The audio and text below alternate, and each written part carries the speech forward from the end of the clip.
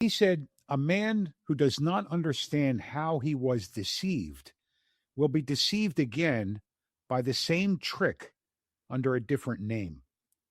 And I've thought about that saying every week for the past year because the trick is running on every front simultaneously right now. London, Washington, Tehran, different stages, but it's the same architecture. Well, and that's the book I want to mention right up front because our audience needs to know it's coming. Okay. The working title is The Adaptive Nature of Hate, Historical Observations and Evaluations of Anti-Semitism. Right. So, Tom, I'm going to ask you to give our listeners a sense of what that thing is, because when I sat down with the pre-printed revision draft in March of 2026, I wasn't prepared for the scope of it. Well, it is a follow up on The Sovereign Self, which is a book that I just got done, finished writing, and it's in the preprint stage right now. But I had to follow up on something because I noticed the patterns that were in that book. I applied it to anti-Semitism. And the book does three things, basically.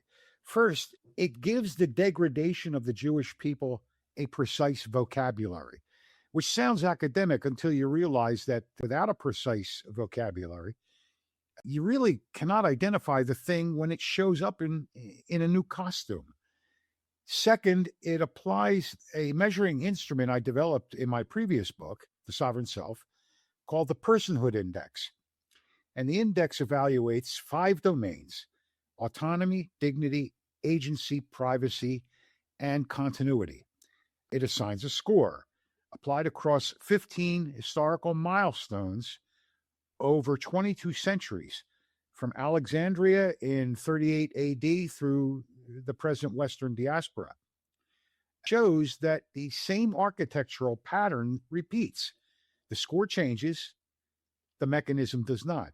The third purpose is one that made the other two necessary. I want to shine a light on what anti-Semitism looks like when it has shed the theological costume it wore in the Middle Ages and the racial scientific costume of the 19th century and has put on a political costume.